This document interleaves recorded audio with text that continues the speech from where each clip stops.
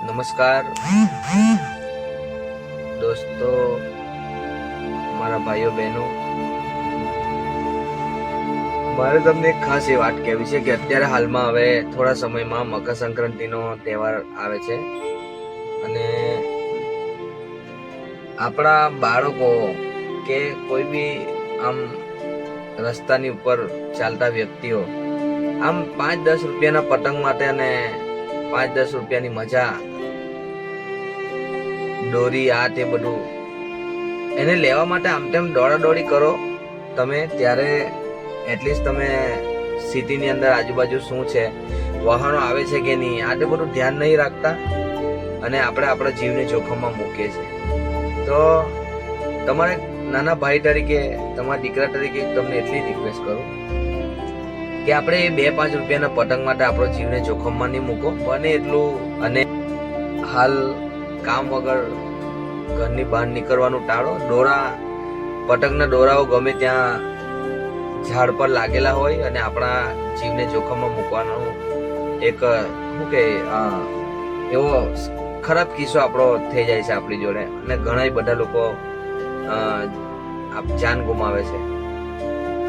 એટલે હું એક 108 ઇમરજન્સી આપણી ગુજરાત એના સ્ટાફ તરીકે તમને આટલી જ એક રિક્વેસ્ટ કરું છું કે આપણે આજુબાજુ થોડું જોઈએ અને આમ 2-5 રૂપિયાના પતંગો માટે કે દોરા માટે આપણે જીવને જોખમમાં ના મૂકીએ. તો આ વાતનું ધ્યાન રાખીએ આપણે. અને ખાસ કરીને મારા સુરતવાસીઓ, અહીંયા પરિસ્થિતિ આપણી તમે જાણો છો, દર વર્ષે આપણા અહીંયા ઘણા બધા કેસીસ આવે જ છે. અમારા પાસે ઘણા બધા કેસીસ એવા આવે જ છે, ગળામાં દોરી લાગી જાય, માથામાં દોરી લાગી જાય, કોઈના આંખ પર દોરી લાગી જાય, હોઠ પર દોરી લાગી જાય. તો આ બધું આપણે થોડું સચેત બનીએ, સાવચેત બનીએ અને બને એટલું આપણે આપણી પોતાની મતલબ કાળજી રાખવાની કોશિશ કરીએ. અને તમે બધા સારા રહો, તમે બધા સેફ રહો. અમારી તો એ જ દુઆ હોય છે કે બધાનું સ્વાસ્થ્ય સારું રહે.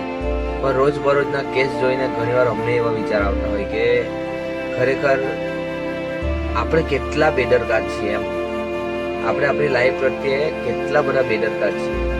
તો આપણે થોડા આપણા પોતાની લાઈફ, આપણા પોતાના વિશે થોડા જાગૃત બનીએ અને બને તેટલું મિત્રો આ સંદેશો બને તેટલો તમે એકબીજાને શેર કરજો, જેથી આ લોકો પાસે અવેરનેસ પહોંચી શકે કે ભાઈ આપણે અત્યારે આવનાર મકર સંક્રાંતિનો જે તહેવાર છે એમાં આપણે શું કરીએ ને શું ના કરીએ.